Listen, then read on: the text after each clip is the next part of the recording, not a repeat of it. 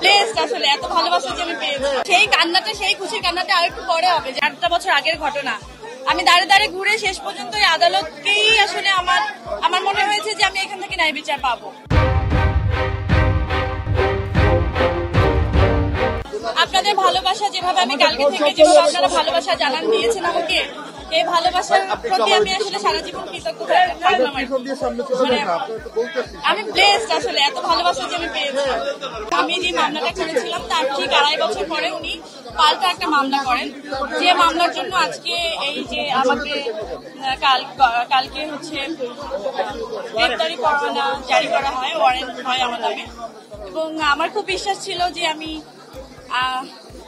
আজকে আসবো। আপনারা যেভাবে সবাই আসলে আমাকে সাহসটা জুগিয়েছেন যে আজকে জামিন নিতে আসবো এবং আমি জামিন পেয়ে যাবো, আপনাদের এত ভালোবাসা নিয়ে আসলে আমি বাড়ি ফিরছি। এরকম একটা জয় নিয়েও যেন আমি বাড়ি আসলে ফাইনালি ফিরতে পারি, আপনাদের ভালোবাসার সাথে থাকতে পারি, আমার জন্য দোয়া করবেন। আমি একটা জিনিস বলতে চাই যে আমি আইনের উপরে শ্রদ্ধাশীল। আমার এই বিশ্বাসটা আমি আসলে একদম শেষ অবধি রাখতে চাই। আমি বিশ্বাস করি আমি আসলে ন্যায় বিচার পাবো, আর আপনারা আমার সাথে থাকবেন। এই ভালোবাসা নিয়েই আসলে আমি জিততে চাই। পরিষ্কার যে আমি একটা মামলা করলাম, তার 2.5 বছর পরে, ঠিক 2.5 বছর পরেই একটা পাল্টা মামলা করা হলো শুধু দমানোর জন্যই, তার কিছু না। এবং এটা বিচারাধীন। আমার বিশ্বাস যে আমি সঠিক বিচার পাবো, আমি ন্যায় বিচার পাবো। 8টা বছর আগের ঘটনা।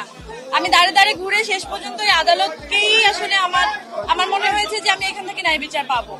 আমি এখান থেকে আশাহত চাই না, আশাহত হতে চাই না। আমি সত্যি আশা হারাতে চাই না। আমার একদম বিশ্বাস নিয়ে থাকতে চাই যে শেষ পর্যন্ত সত্যের জয় হোক। সেই কান্নাটা, সেই খুশির কান্নাটা আর একটু পরে হবে, যখন পুরোপুরি ফাইনাল হয় না, হ্যাঁ, ওই বিচারটা যখন আসলে আমার হবে। আমি যতটুকু দিয়েছি অতটুকুই আমার বক্তব্য। তারপর যদি ক্লিয়ার করতে হয় আমি নিজে থেকে করবো। Thank you.